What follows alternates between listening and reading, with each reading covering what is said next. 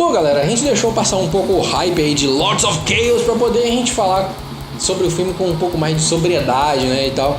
Até porque também, na verdade, o filme ele sequer chegou a ser lançado no Brasil.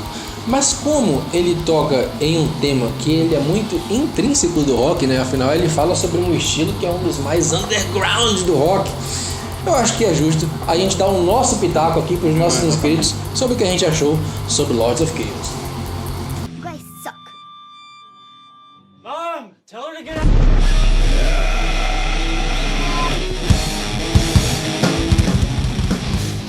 And then everything changed.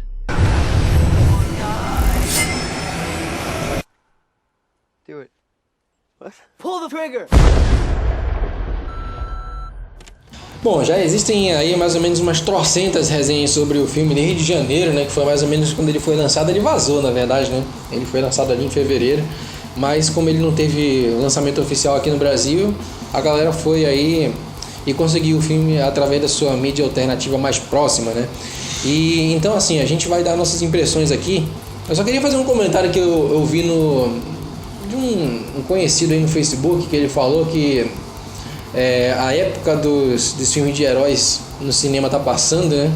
E os filmes de rock que estão na vez agora, né? E quando eu li aquilo, eu falei bem assim, nada a ver, né? Mas, porque assim, na época já havia sido lançado o Bohemian Rhapsody e ele ainda estava no hype porque ele era um dos indicados pro Oscar, né?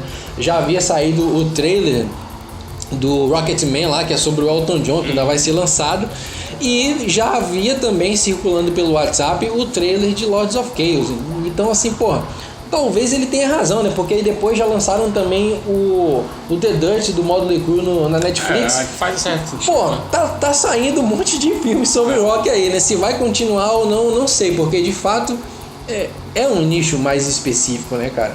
E o que torna esse filme Lords of Chaos muito curioso, porque o nicho dele é especificão, específico maceta. Mas eu acho que como a história ela é cheia de bizarrices, né? Ela acaba chamando a atenção não pelo seu contexto musical, né? Cara, assim, essa história, ela já me chamava a atenção desde quando eu comecei a escutar metal ali, começo dos anos 90.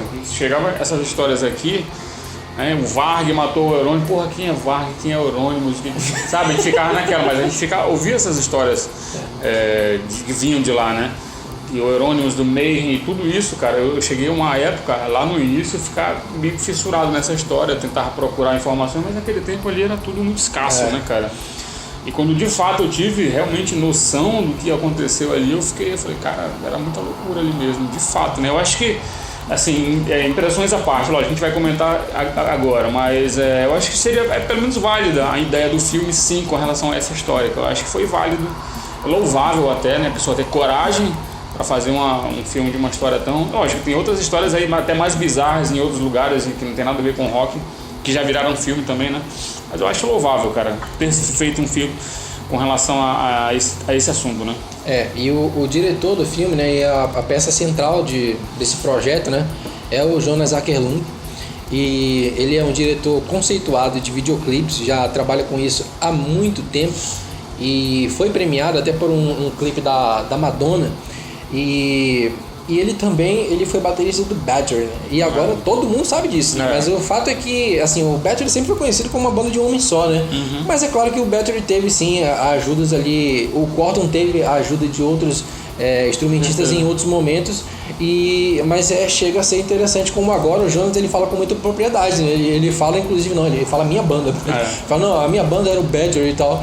Essa parte é estranha, porque até pouco tempo, né, muita gente pensava que a banda Battery era só o Corton, né? Até porque o Corton não tá mais aqui para dizer o quanto a banda era dele de fato, né, do Jonas. Mas me estranha essa propriedade agora como o Jonas ele afirma isso e tal. Ele era conhecido na cena, tanto é que ele dirigiu videoclipe de muitas bandas ali da Europa no começo. Ele dirigiu Bewitched do Candlemass e ele foi evoluindo com o tempo, né? E ele também dirigiu recentemente um filme original da Netflix chamado Polar. Eu gostei e assim, a Netflix, né, ela é muito conhecida como ser um streaming que arrebenta nas séries, né? Tem séries excelentes, mas no quesito filme, se você for parar para analisar, eles são muito devagar nos filmes próprios. Os filmes produzidos pela Netflix, eles tem uma qualidade estranha, não são muito bons. E eu gostei do Polar, tem muita gente que ouviu umas críticas sobre o filme e tal, gostei da direção, gostei da história. E ele ou seja, ele tem técnica pra fazer, ele sabe onde posicionar. Ele sabe o que tá fazendo. Ele sabe o que tá fazendo. Eu só não sei, nesse filme aqui também ele participou do roteiro, né? E eu acho que o grande defeito do filme é nessa parte, porque, como eu falei, o cara tem técnica, assim, eles tiveram um cuidado, né, falando já da história, de reproduzir algumas fotos icônicas daquela época, de como que teoricamente havia surgido o momento de tirar aquela foto, né? E, porra, muito bacana. Só não fizeram a foto daquele baby look lá do Eurônimo, mas ele aparece com essa camisa no filme. Então, assim, é verdade. Fotografia do filme é bem legal. Os efeitos práticos são sensacionais. Eu fiquei extremamente incomodado com as cenas do Dead, cara. Elas são tão reais que eu fiquei com uma gastura, cara. Ele se cortando, ele se mutilando, eu me senti mal com aquilo, de tão bem feito que cara. Parecia que ele tava realmente... Não, e a cena do suicídio dele, do tiro, é impressionante. É bizarra, é muito bem feito, cara. Então, assim, existem vários pontos positivos, né? Falando sobre o cast, né? Sobre o elenco, né? O ator que faz o Euronymous é o Rory Culkin, que ficou conhecido na internet como o irmão do Macaulay Culkin, mas a verdade é que o Macaulay, depois que ele começou a experimentar os negócios, ele sumiu do cinema, né? Ele era uma grande estrela mirim, né? Mas quem trabalha muito na família é o Kieran Culkin, que ele até participou da série Fargo, fazendo um personagem bem engraçado. É um dos caras assim que mais trabalha na família, ele. Apesar de que o Rory não mandou tão mal nesse filme. Aí tem o Jack Kilmer, que é ele que faz o Dead, e o cara, ele é filho do Val Kilmer, cara. E tem o Walter Skarsgård, que também a família dele, bizarramente, todo mundo trabalha no cinema. Os irmãos dele é o Gustavo Skarsgård, Alexander Skarsgård, Bill Skarsgård, e o pai dele é o Stellan Skarsgård, que é aquele o doutor louco lá do Thor da Marvel. E ele faz o Faust aqui nesse filme. E o Emory Corrin, ele faz o Varg. Para quem acompanha também a Netflix, ele trabalha naquela série The Original Angels, cara. Ele faz um personagem lá. Então, assim, engraçado esse cast aqui, que parece tentar perpetuar uma dinastia, né? Todo mundo tem famílias e tal, com exceção do cara que faz o Varg. Então, eu gostei, cara, de muitas coisas nesse filme, só que ela me incomodou a primeira coisa que ela me incomodou, que eu achei que não iria, era na trilha sonora. Porque a trilha sonora extra-diegética do filme, eu achei que eles perderam uma grande oportunidade de fazer você ficar mais ligado no filme. Porque a trilha sonora extra-diegética é aquela onde a música que você ouve não está acontecendo na cena. Então ela ficou muito famosa, por exemplo, nos filmes de Star Wars e tal, filmes de Bang Bang, né, de faroeste, que só você está ouvindo, né? Nesse filme, elas tem cenas que simplesmente não existe música, e essa parte eu achei estranha, achei que eles perderam uma grande oportunidade. Já na trilha sonora diegética, que é onde os personagens também estão ouvindo a música, aí é do caralho, né? Porque tem Festas a Shark do Accept, tem Stand Up and Shout do Dio, tem Inri do Sarcófago, tem uma porrada de música do Mayhem, tem Burzum, né? Então, nesse sentido aí, quando os caras estão na piração lá e você tá ouvindo a mesma música que eles, aí só tem clássico. E essas cenas, falando, já que você falou nesse assunto, essas cenas que os caras estão ali, né, no ambiente deles, escutando o som e pirando, né? São meio bizarros, né? Parece assim com parece um bando de retardado, na verdade, que eu duvido que em lugares no mundo seja daquela mesma forma ali. Por mais bizarro que seja, né, cara? Mas, sei lá, talvez ali a visão do... Eu não consigo nem entender qual a visão do diretor, né? Que nesse caso, naqueles casos específicos, a gente tá rolando as festas dele, que eles estão ali maquiados e não sei o que, escutando e fazendo sei lá o que. É meio bizarro aquele tipo de cena lá. Uma das coisas que me incomodou no filme foi principalmente essas cenas aí. Pois inclusive até nessas cenas que existe um tom um pouco mais cômico, né, do filme. Só que não é o filme tentando ser engraçado, são os personagens tentando fazer algum tipo de graça e que, porra, não condiz um pouco com o que a gente conhece, né? E a história também do filme em si, não sei se ela permite muito esse tipo de humor, então ficou mesmo meio assim, um lance meio mal encaixadas ali. Eu achei que não é o tom do filme. Até no próprio trailer eles tentaram passar essa ideia de que existia um humor no filme que pra mim não encaixou, entendeu? Mas assim, tem até umas partes também que eu me referi, foi eles tentando ser personagens de heavy metal, pessoas que curtiam heavy metal batendo cabeça ali e tudo mais. Como os personagens ali não estão diretamente ligados ao heavy metal, né? Eles não têm nem outros trejeitos de como se fazer isso. Os atores, no caso. Exatamente, os atores, né? E aí fica esquisito, fica meio bizarro essa parte. Fica também. caricato. Exatamente. Caricato. Essa palavra que eu tava tentando lembrar e não conseguia. Fica caricato, na verdade. Apesar de que o diretor manja da situação, né? Algumas coisas ficaram um pouco estigmatizadas, né? Outro ponto negativo pra mim do filme, que é bem pesado pra mim, é a criação de personagem do Wagner. Pra mim, ela é desastrosa. Ela é feita assim, o personagem é introduzido como um típico vilãozinho de filme antigo. Ele é um personagem que ele é totalmente estereotipado. Por exemplo, ele é o nerd, ele é o poser, ele é o iniciante, ele é o gordo, ele é o antissocial, ele é o nazista. Então é um monte de coisas, situações, por exemplo, como eles estão ali na lanchonete, aí ele tenta se aproximar do Eurônimos, aí o Eurônimos tira uma gracinha com ele, que ele tava com o pet do Scorpions e tal. Já começa errado por aí. Se o Eurônimos não respeita o Scorpions, foda-se Eurônimos. Mas então assim, só por causa dessa situação, o Varg já sai meio choramingado, né? O método que se usou para apresentar o Varg como um vilão é bobo, entendeu? Não se faz mais vilões assim nos filmes atuais. E outra coisa, o que explica os comentários do Varg sobre o filme, né, cara? Principalmente sobre o personagem dele. Cara, me custa muito acreditar que o Varg era daquele jeito. Pra mim era o contrário, na verdade, entendeu? Ele era o cara que influenciou muita gente, não foi influenciado por ninguém, era o cara que tinha culhão, não estou defendendo um e em detrimento do outro, não tenho defesa nesse caso, entendeu? Mas a forma como ele foi, principalmente no início do filme ali, que ele foi apresentado, porra, o cara era como se fosse um cabaço ali, um cara que não entendia de nada e que tava ali no meio dos malvadão e tentando se enturmar e não conseguia. Fica brincando de espada sozinho. Eu não consigo entender. É ridículo. E outra coisa, o filme, né, é baseado em fatos reais, em verdades, mentiras e no que realmente aconteceu. Mas assim, é baseado em fatos reais, né? Então assim, se você vai pincelar um personagem e estabelecer que ele é um vilão, que pelo menos esse vilão funcione. E como é que esse vilão funciona? Tentando causar no espectador algum tipo de tensão, algum tipo de medo, algum tipo de apreensão. O vilão ele tem essa função de fazer com que o espectador pense, cara, o que esse cara pode fazer agora? E em nenhum momento esse personagem consegue me causar isso.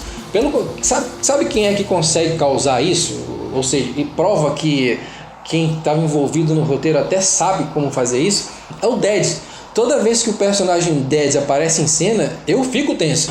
Eu não sei o que aquele cara vai fazer. Ele é tão louco que a qualquer momento ele pode fazer alguma coisa surpreendente. Pra mim é uma pena que o Dead ele tem uma participação tão pequena, mas eu acho que até condiz com a realidade, porque ele foi... A participação dele ali na cena foi muito rápida também. A banda, ele nem gravou nada oficial, não deixou nada gravado com a banda, né?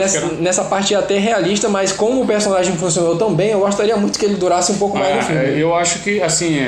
Falando nesse impacto, né, que o personagem, lógico, por conta do diretor, eu acho que a parte do assassinato que o Fauci pratica ali... o do Fauci, né? Exatamente. Eu acho que ali causa até um pouco mais eu não sei. Não, essa parte é muito legal, porque a forma como ela foi construída deixa claro que não foi um assassinato... de um homossexual. Ele não saiu de casa para falar, vou matar um homossexual. O próprio Fauci, ele já deu entrevistas sobre isso. E ele falou que ele estava num momento assim, ele estava meio loucaço, né? Então, assim, ele estava num momento que ele falou, se não fosse ele, seria outra pessoa. E o filme, ele deixa entender isso. Ele olha para uma pessoa, ele avalia e tal, olha para outra, e aí calhou de ser aquele rapaz, entendeu? Não foi, o filme não deixou claro que foi um caso de homofobia, como se espalhou pela imprensa. Mas na época era isso que se noticiava. Os caras não gostam disso, não gostam de cristão, não gostam de judeu, não gostam de gay. E calhou do cara ser gay, né? Essa parte ela foi bem construída. Agora deixa eu só fazer um adendo aqui do Varg, que é pra gente passar à frente. De nenhuma forma eu tô defendendo o Varg, tá? O Varg, eu não concordo com as coisas que ele fala. Eu acho que o Burzum, uma banda de uma qualidade muito interessante. Eu sei diferenciar o artista do que ele é. Eu peço até desculpa para os inscritos que têm admiração pelo Varg, mas assim, eu acho o Varg um idiota. Só que essa é a questão. O Wagner é um idiota tipo A. E o filme fez um idiota tipo B, ou seja, os dois são idiotas, mas são idiotas diferentes, entendeu? Aquele personagem ali, ele tá fora da realidade, aquele cara não é o Varg e eu acho até difícil que exista alguém daquele jeito ali, entendeu? Então essa é a crítica que eu faço da construção desse personagem Varg, que pra mim não tem nada a ver com o Varg real, né? Mas enfim, né?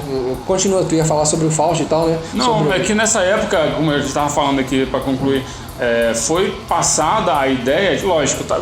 Um monte de coisa acontecendo, que é incêndio de igrejas e arruaças diversas, principalmente a questão dos incêndios, né? E quando o Fausto realmente matou um argelino, se eu não me engano, agora eu não vou lembrar, mas aí foi passada essa ideia que foi por conta do black metal, que o black metal, e aí associaram a queima de igrejas, a anticristianismo, contra isso, contra aquilo, e acharam que também seria por conta do cara ser homossexual, né? Na verdade, não... Pelo que a gente vê da história real, não tinha nada a ver com isso. Nesse caso não foi isso. E aí começa a primeira saga do filme em relação à morte, né? As mortes do filme, que são 3, né? São bizarras e longuíssimas, né? E a morte o assassinato que o Fausto causa também. Porque, o cara demora uma vida pra morrer, né? E chega a ser até engraçado. Tem uma hora que o cara já levou trocentas facadas, levanta meio tonto e nem foge e nem vai pra cima do Fausto. Ele fala, caraca, esse cara tem um vigor louco, né? E a mesma coisa acontece com o Dead. E é claro que com o Dead talvez tenha um pouco de realidade, porque... Ele foi encontrado, de fato, com os pulsos cortados. Não, e ele escreveu a carta, né? Depois de já ter cortado os pulsos. Então, de fato, foi um processo lento, né? E no filme também é um processo lento. Mas como as mortes do Euronymous e desse rapaz que o Fausto matou são estranhas, a do Dead acabou entrando nesse contexto de mortes super longas ali. Os caras tinham um vigor físico bizarro, né? Mas enfim, uma outra coisa que me incomodou nesse filme é o personagem Blackthorn, né? Que é o Snorri Rush. Ele é mostrado nesse filme como um reles e estranho capanga do Varg. E um retardado, né? Não, como se fosse um empregado do cara, né? E assim, eu não conheço a fundo a história do Snorri Rush, mas será possível que ele era desse jeito? E tava lá na casa do Varg o tempo todo, e pra onde o Varg ia, ele tava junto com ele, e o Varg dava só um olhar pra ele, e aí o Snorri já sabia o que fazer. Bizarro, acabou sendo de fato um lacaio mesmo do Varg, né? Aí, outra coisa que não é um defeito do filme e não é uma crítica, mas é uma coisa que eu senti falta, né? Uma banda tão importante como o Dark Throne, ela passou despercebida, né, do filme. Outras bandas também, outros personagens que de repente estavam ali, que a gente sabe que no decorrer da história eram presentes ali e não foram nem retratados. É estranho isso aí mesmo. Poderia acontecer pelo menos um fanservice, assim, tipo, nas festas que tiveram. O cara poderia pelo menos ser apresentado ali pro Euronymous, olha, esse daqui é o Fenris e tal. Beleza, aí pronto, só isso, e depois ele sumia. E outra coisa, o Fenris, várias entrevistas que eu já li, ele frequentava muito a Helvet, que é a loja do Euronymous. Ele estava sempre ali com o Varg e com todo mundo, entendeu? E em nenhum momento ele é nem sequer citado de maneira rápida, nem nada disso. Exatamente. Não, ele poderia então só fazer uma participação dessa, né? Sim, tipo assim, apresenta pros caras e tal, e depois some, depois fica só olhando. Pelo valor do cara, né, cara? Como é o caso do Ocultus, que é um personagem também que é um pouco relevante da cena. Ele tá no filme, ele tem uma participação mínima, fala poucas coisas, mas ele tá lá. Então o Fenris poderia ser um personagem assim, que tem pouca participação. Algumas coisas que não dá pra entender. E outra coisa que interessante desse filme é a personagem Anne Merritt, que ela é interpretada pela Sky Ferreira. E ela é... O principal fator dela nesse filme é romantizar o filme. Demais, eu acho que foi até, sabia? Pois é, totalmente desnecessário para a proposta do filme, né? Não é todo filme que tem romance, nem todo filme precisa ter, e esse com certeza não era um filme que precisava ter. Mas aí tem duas observações sobre essa personagem, né? Em uma entrevista para a revista Vice, né?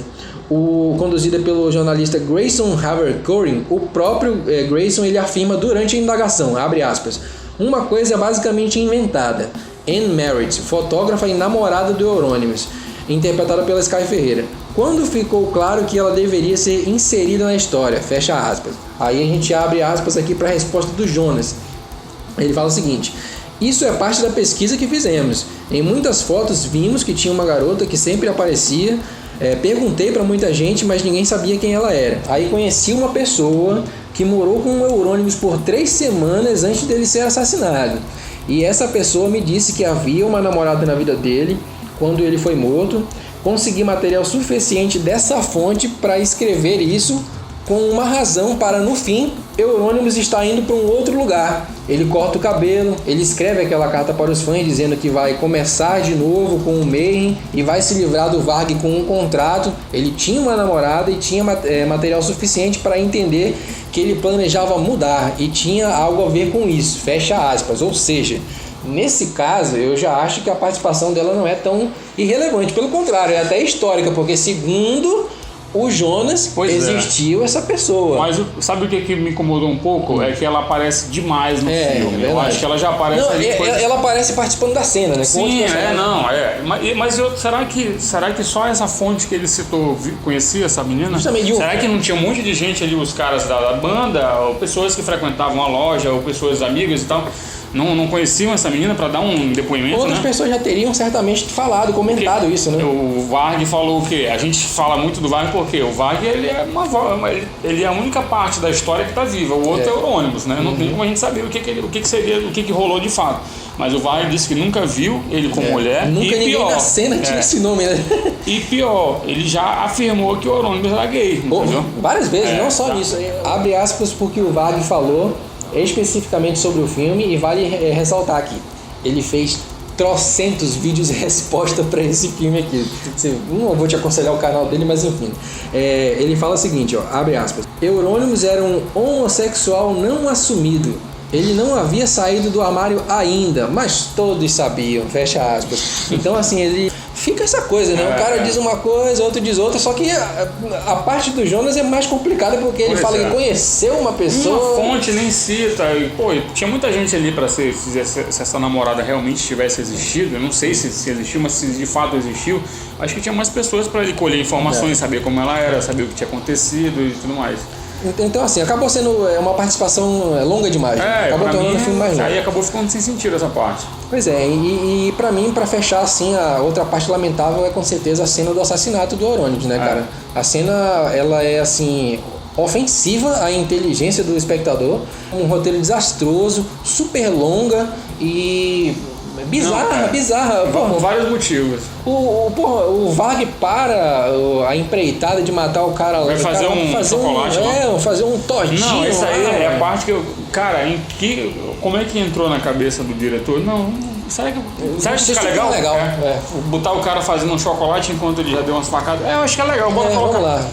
Qual o sentido, sabe? Eu não consigo. Sentido algum. E o próprio Euronymous, nesse momento do filme, de morte dele. Nesse momento do filme, o Euronymous já era um santo. Ele já era um santo e novamente com um vigor bizarro. O cara já tinha levado altas facadas e foi procurar uma camisa em vez de tentar fugir, ou em vez de tentar contra-atacar, que é a história oficial do Varg, né?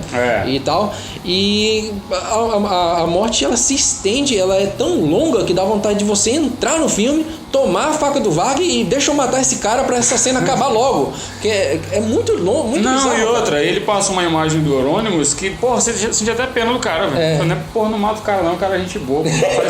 Não é? Porque viu que ele passou, poxa, a gente era amigo, o que tá acontecendo, não sei o quê. Penoso, né? Cara, na boa. Então, assim, os pontos legais do filme acabaram se perdendo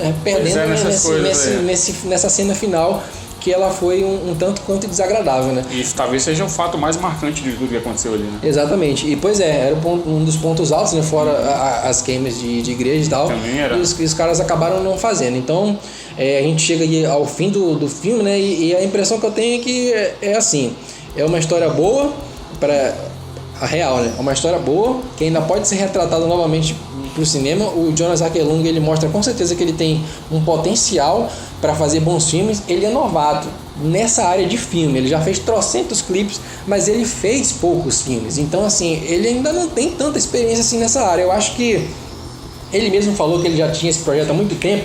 Eu acho que, digamos que ele meteu os pés pelas mãos, ele foi um pouco acelerado. Eu acho que esse filme ele poderia ter feito mais à frente, quando ele tivesse mais experiência, principalmente de roteiro, e talvez saísse um filme muito bom, porque as cenas são bem legais e tal, mas os diálogos e o roteiro de forma geral acabou me desagradando bastante. E assim, se for pra você ter o trabalho de baixar e tal, vale a pena você ter a sua própria opinião sobre o filme, né? Mas se for pra você baixar e tal, tem vários outros filmes de rock que são mais interessantes do que esse daí, cara. Mas o filme... Mas eu boto mas eu boto a culpa disso, pra mim, inteiramente no diretor. Né? Que claro. ele fez com a história, entendeu? O próprio, se você vê essa série, o Emory Cohen, que ele interpreta o Wagner, ele não vou dizer que ele é um bom ator, mas na série The Original Angels, eu tenho certeza, eu te garanto que ele tem interpretações muito melhores. E até aqui, a interpretação dele é fraca. Parece que ele não estava muito afim de fazer aquele filme. E tanto é que nas entrevistas do cast e tal, é até legal ver essas entrevistas porque mostra como que o cast se envolveu com essa história, né? Porque os caras não fazem parte disso. Todo mundo teve que pesquisar a construção de personagem, entender, escutar aquela barulheira louca. Pô, a Sky Ferreira é uma cantora de pop e tal. Então, eles tiveram que pesquisar sobre isso, né? E então o Emory Cohen, ele de longe nas entrevistas é o cara mais voado. Talvez até por isso a interpretação dele seja a mais capenga de todos ali. Não que sejam grandes interpretações, mas o Jack Kilmer, ele arrebenta como o Dead, cara. Então esse pra mim é o grande barato do filme. Bom, agora curiosidade sobre esse filme, né? A primeira vez que o cast da banda Mayhem foi apresentado ao público, né, foi em 2017. Naquele clipe do Metallica Man on Kind, aquela banda que tá tocando ali é a mesmíssima banda do filme. Na verdade, aquelas imagens são do filme, né? Inclusive da galera que tá ali no público, né? Tá bem guiando, tá filmando e tal. Então esse foi o primeiro contato que a gente teve com a banda, já tem aí quase 2 anos, né? O ator que faz o Attila Syar se chama Aaron Syar, então... Pelo sobrenome você já sabe, né? Ele é filho do Attila, cara. O Attila, pra quem não sabe, é o que gravou o The Mysteries Don't Satanas, do Mayhem, né? E tá na banda ainda, né? Hoje voltou pra banda já faz muito tempo, né? E ele, o Aaron, né? Ele tá começando a carreira de diretor, então ele já fez alguns filmes também com participações como ator, então essa daí é uma delas, né? Bem legal os caras terem chamado o cara pra fazer esse daí. E sim, de fato, né? O Jonas Åkerlund, ele já teve uma experiência com o Dead quando ele dirigiu o clipe de Bewitched do Candlemass, cara. E é possível ver ali atrás do Messiah Marcolin, aqui do lado esquerdo, um close do Dead lá atrás como um dos... Mais pro final do vídeo já, né? Um dos zumbis headbangers ali, né, cara? E inclusive numa entrevista à Vice, a mesma que a gente acabou de falar sobre a Anne Merritt, o próprio jornalista, ele pergunta como é que foi essa experiência dele com o Dead, mas ele se sai completamente dessa pergunta porque ele não fala nada sobre a relação dele com o Dead. Então, provavelmente o que se entende disso é que ele era só mais um figurante ali como qualquer outro. Foi chamar, talvez não tenha nem sido ele que chamou o Dead, né? Foi uma produtora que chamou o cara para participar do vídeo lá, então não teve nenhuma relação. Mas fica essa curiosidade, né? O Dead estava ali em um clipe que foi dirigido pelo Jonas Åkerlund, né? Outra coisa interessante nesse filme é que tem um personagem no filme que ele tem poucos diálogos, é um gordinho que quem interpreta ele aí até o Sam Coleman, que ele fez o Hodor lá no Game of Thrones, ele interpreta o personagem John Metallion Christensen, que esse cara, ele foi importantíssimo e de fato ele foi uma testemunha ocular de muita coisa que aconteceu ali na cena. Ele tinha um zine que ficou internacionalmente conhecido, a Slayer Magazine. Então ele já escreveu sobre a própria cena, sobre as coisas que ele viu ali. Então foi legal essa referência que colocaram ali de um personagem que ele realmente, de fato, ele tá em várias cenas ali. O que até acaba ficando, incomoda um pouco mais até o fato de, por exemplo, Fens não apareceu. Fens não, outras pessoas ali que estavam, que a gente sabe que faziam parte daquela galera ali, daquela cena, e que simplesmente foram ignoradas, né, completamente. E outra coisa que é legal, né, que falando sobre os atores, na pesquisa de personagem deles ali, não sei se eles foram falsas as câmeras, mas o fato é que, de alguma forma, a maioria dos caras curtiram o som. Eles tiveram que ouvir a banda e tal, e eles curtiram as músicas de black metal, né, cara? Mesmo sendo pessoas totalmente fora disseram eles, né? Isso é verdade, disseram eles. Então tiveram que engolir a seca. É verdade. Bom, mas enfim, a gente já falou pra caramba desse filme. É verdade. E comente aí, você assistiu Lords of Chaos? O que você achou? Tá totalmente fora da realidade essa droga? Vale lembrar. Vale lembrar que em filmes é muito natural que os diretores, os roteiristas, eles se deem ao luxo de uma licença poética e mudar as coisas e tal.